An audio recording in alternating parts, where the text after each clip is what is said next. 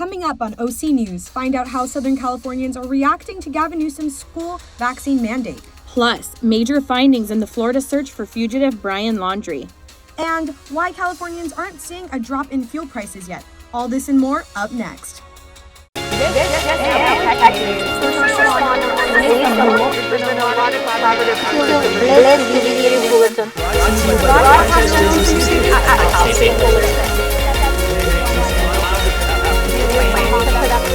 OC News starts right now. Thank you for joining us at OC News. I'm Brisa Colon. And I'm Chris Adler. OC News is brought to you by the broadcast journalism students at Cal State Fullerton. Breaking news out of Florida. After weeks of searching through Sarasota County swamps and forests, authorities have discovered partial human remains possibly linked to Brian Laundrie. Scattered in an area that had been underwater until just recently, authorities found a notepad and backpack that appeared to have belonged to Laundrie. Laundrie has been the center of a massive manhunt after the death of his fiancée, 22-year-old Gabby Petito. The 23-year-old Laundrie is a person of interest in Petito's death after he returned from their cross-country road trip alone and failed to report Petito missing. The FBI spoke about these findings earlier. Earlier today, investigators found what appears to be human remains, along with personal items, such as a backpack and notebook belonging to Brian Laundrie. These items were found in an area that up until recently have been underwater. A coroner was on scene earlier today to remove the remains. It is unknown when the results from the skeletal remains will be available. Governor Newsom's school vaccine mandate was met with a lot of pushback this week. Parents across the state of California pulled their children out of schools on Monday in protest. Many said that they wouldn't let their children get vaccinated until more research on the vaccine has been done. Hundreds of angry parents turned up at the state capitol to voice their opinions. Many waved signs saying that this mandate was an attack on their rights. It should be our choice whether or not we choose to vaccinate our children and our children to go to school. This is a clear division, and I'm completely against that. The school vaccination mandate won't take effect until July of 2022. LA County is requiring their residents to show proof of their vaccination status when out in public. But what does the public have to say about this new mandate? Dina Soto has more on the story. After much debate, Los Angeles County is requiring residents to show proof of their vaccination status or negative COVID-19 results in order to enter indoor businesses or large events. Events were pushed back due to the pandemic, and today fans could not be more excited to finally socialize with others. It feels good being able to have social gatherings again in the big areas. I think it starts to feel a little bit more normal now. Coronavirus cases and hospitalization rates continue to decrease in LA County. And on October 6, Mayor Eric Garcetti signed a mandate issuing Californians to show proof of their vaccination status to encourage more people to get vaccinated. This vaccination mandate issued by the mayor has divided people as it creates mixed feelings from the public. Some believe it could be a good choice as it will make them feel safer when they are out. Yeah, this makes me be more how do I say, not excited, but I feel like more protected because, it's for safety precautions. So it's very useful, to bring your mask, vaccine card, and hand sanitizer. While others believe this decision will not slow the spread, but will affect businesses financially in the long run. I think that asking for a vaccine card is not as effective because if you still have COVID and vaccinated, you can still spread it. So I feel like it's just more or less going to hurt the businesses. Indoor establishments like bars, nightclubs, or wineries are ensuring people have at least one dose of their vaccine. But starting November 4th, individuals must be fully vaccinated with their Pfizer, Moderna, or Johnson & Johnson vaccine to enter indoor establishments or show their recent negative COVID-19 test results. So if you're planning to see your favorite stars on the stage or see your favorite sports team in action, you must upload your COVID vaccine card or QR code ahead of time. Businesses are also asking people to wear their masks at all times. These protocols are maintained to keep the public safe and lower rates in LA County. I'm Dina Soto in Exposition Park reporting for OC News. After failing to enforce San Francisco's vaccine mandate, In-N-Out's only San Francisco location was forced to close its dining room. All restaurants in San Francisco require diners to show proof of vaccination before entering to eat. After numerous attempts from city leaders asking In-N-Out to enforce these rules, they refused and were shut down by the Department of Public Health. In a statement, In-N-Out's chief legal and business officer claims to have no plans to become the vaccine police, regardless of the city mandates. Right now, San Francisco's location is only offering food to go. The impact could be felt locally, with Los Angeles County requiring vaccination proof to enter a restaurant starting in November. How much have you been spending on gasoline lately? Prices are on the rise, and our reporter Vanessa Castaneda is out in the field to hear how local commuters feel about it. If it's not one expense, it's another. And in Southern California, it's gas prices. The gas prices have been the highest it's ever been in 9 years, and people aren't happy about it. It's just so ridiculous, outrageous. They bump up the prices whenever they want and feel like it. California residents have been attempting to overcome the financial challenges of the global pandemic. However, the prices of gasoline continue to rise due to the lack of supply of crude oil. Just this past week, the average gas price in Orange County has hit $4.48, the highest since 2012. This expense is taking a toll on commuters like Cal State Fullerton students. For a commuter like me, it's harder because it piles up, especially coming here every single day, so it's not my favorite. What normally would cost 4-cylinder vehicles approximately $30 for a full tank of gas has led to a financial burden for many individuals. I drive a small car, a 4-cylinder. So I got to pump, $50 each week, $60 each week. I commute from Corona to Fullerton. So it's expensive. It's going to increase, and it's going to be harder for people to afford the things that they want to do because they have to pay for the expensive gas instead. According to the Energy Information Association, gas prices are anticipated to go up by this spring. It's easier said than done, but this is the best time to start conserving the gas because it's only going to go up from here. For OC News, I'm Vanessa Castaneda. Still to come, a mass shooter appears in court with a surprising plea. And find out how the Gente Market celebrates one of the largest Mexican holidays of the year.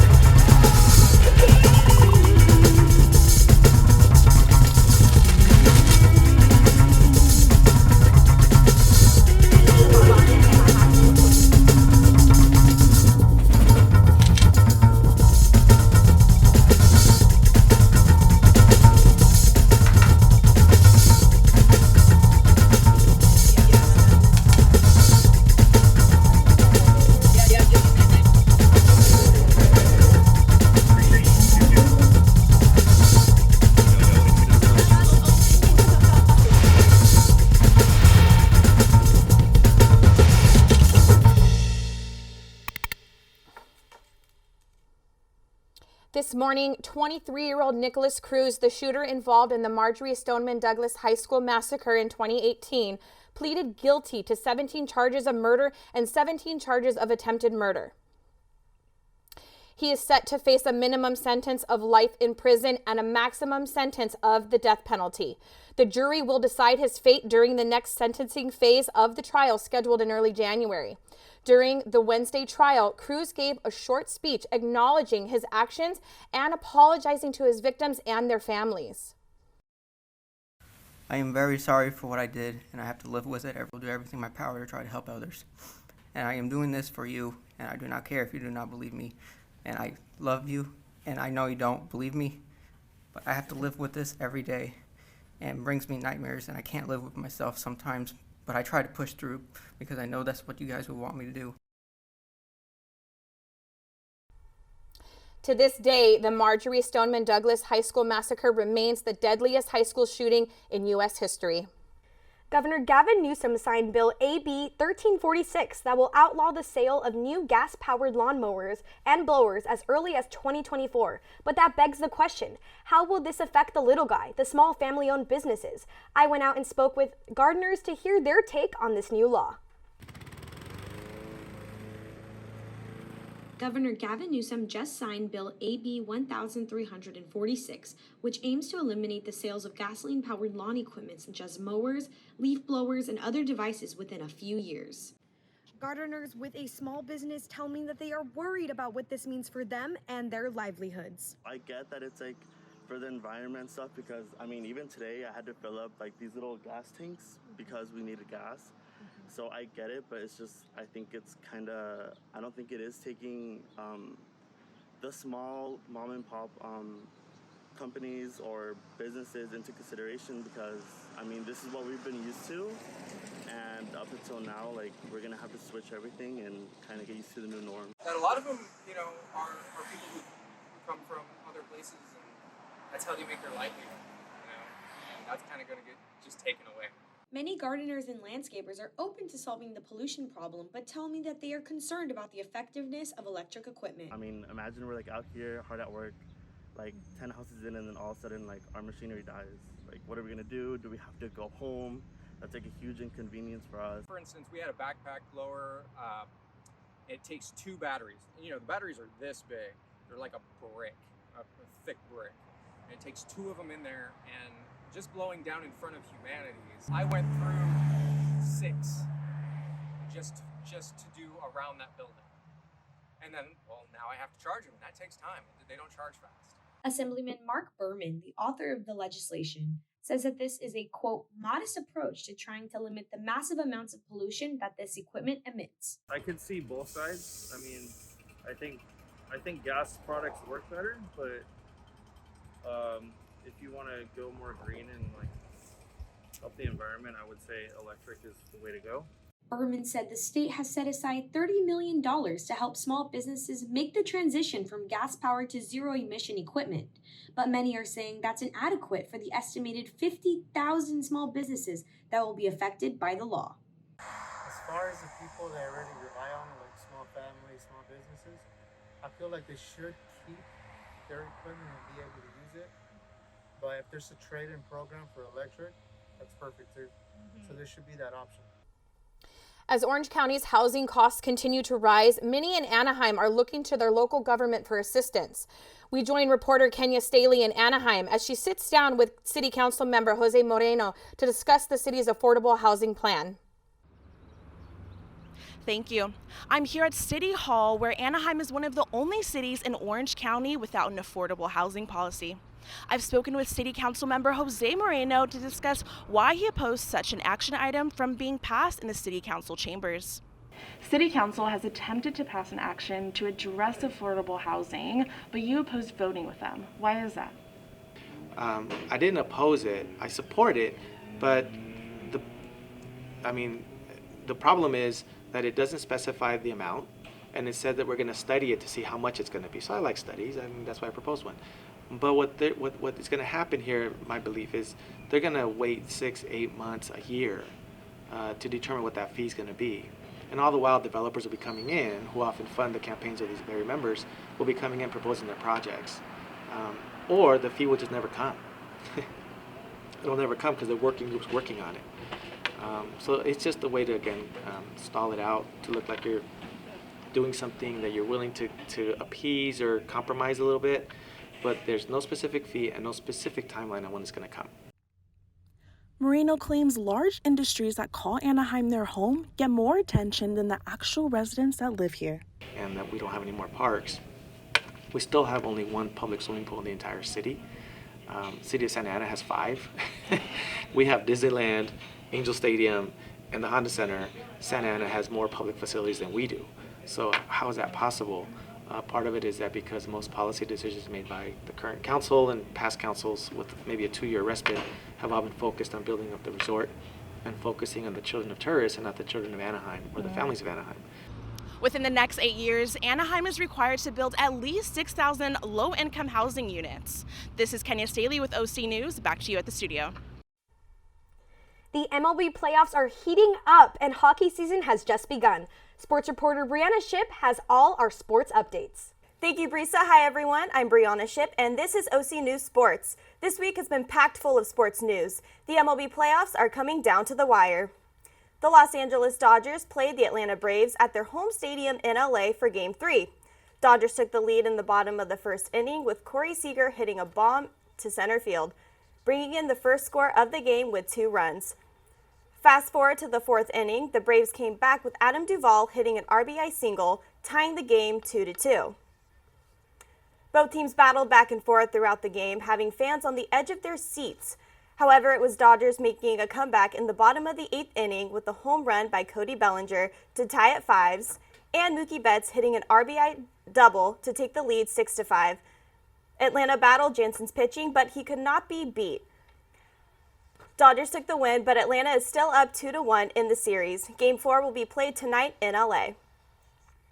The other 2 teams in the MLB playoffs are the Houston Astros and the Boston Red Sox, who are currently battling right now in Boston. The series is tied 2-2 as of now. We have an update that the Astros are leading 7-1 in the bottom of the 7th inning. We are so excited to see which team will take the win and be one step closer to the World Series. Now it's time to drop the puck because hockey season is back and the NHL has a new addition.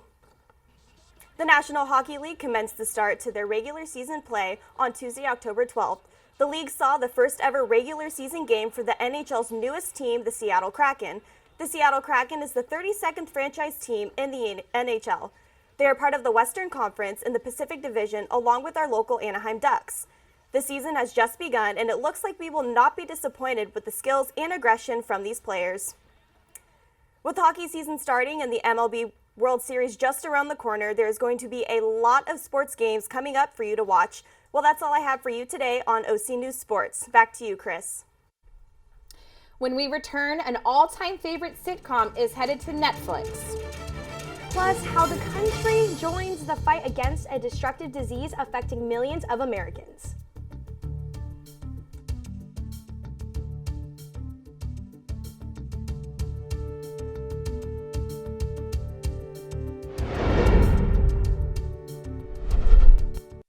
I don't think that many kids in my son's school even do it.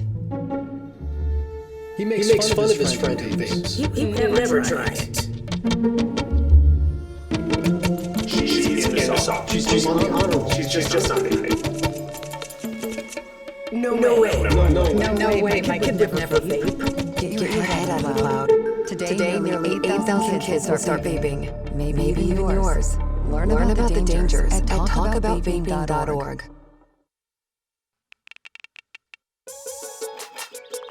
Worried about your friend but don't know how to reach out? You can say how well you will get a fake tattoo. You can ask with an app if it works for you. You can check with them in VR. It's all good if you think you should check in. Yeah, you should. Reach out to a friend about mental health. Learn how you help at seizetheawkward.org. With Day of the Dead just around the corner, celebrations are beginning across Orange County. OC News reporter Nylene Garcia has the details from Santa Ana. Hi guys, I'm here at Heritage Museum Orange County in Santa Ana, where Gente Market has created own businesses and celebrate Dia de los Muertos. There's food, fun, and something for everyone. Let's take a look.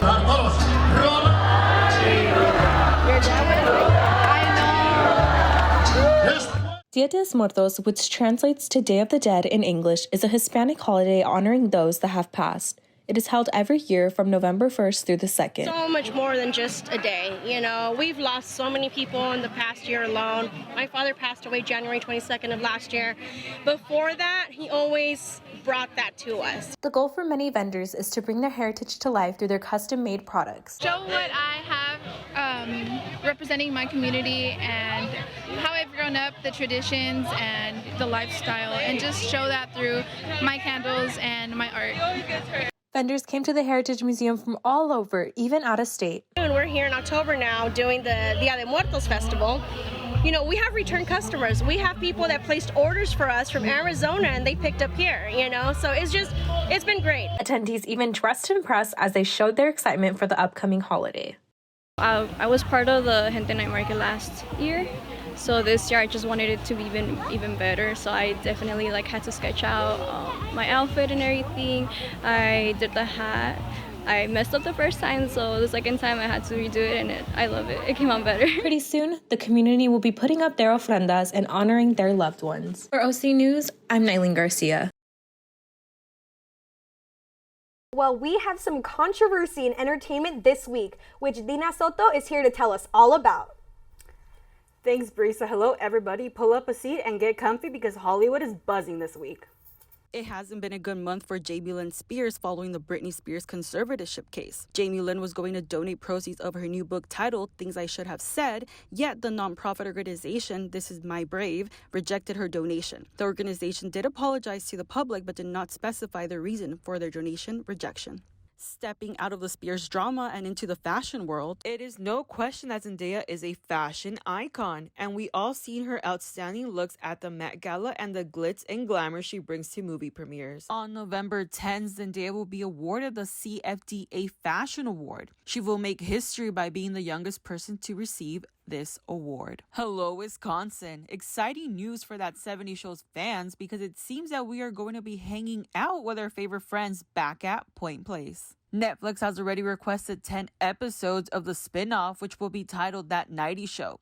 And it seems that we will be seeing some familiar faces such as Kitty and Red Foreman, played by Kurtwood Smith and Deborah Jo Rupp. While The 90 Show does not have a steady release date, it will revolve around Leia Foreman, Dawn and Eric's daughter, who visits her grandparents in Point Place. And Netflix has been a trending topic this week because also this month Dave Chappelle made his return with his comedy special on Netflix, which received major backlash from the transgender community. Amid his long-standing jokes about the LGBTQ+ community, today Netflix employees staged a protest by walking out of the Netflix building over the comments made by Chappelle and his stand-ups, urging Netflix to remove it from the streaming service. And that was your daily Hollywood rundown. Be sure to tune in next week to see what your favorite stars are up to. Sending it back to you guys. Well, time and time again, music continues to unite us. This rings true for Cal State Fullerton's music department as they step back onto the stage for the first time in 18 months. Reporter Kenya Staley has more on the story.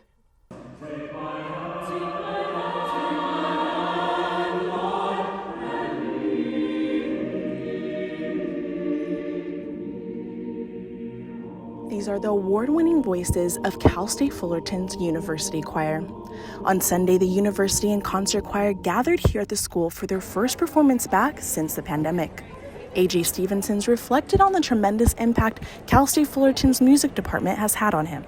So many of the professors, like Dr. Mark Goodrich and Dr. Valitsky, Dr. Eistad, Dr. Peterson, have just been some of my greatest mentors in life and have kind of shown me the way. I spoke with University Choir conductor Dr. Robert Eistad on his commitment to diversity at Cal State Fullerton and beyond. I think there are a lot of inherent bias, specifically in the classical music audience, and also in the people that run classical music organizations and educational programs.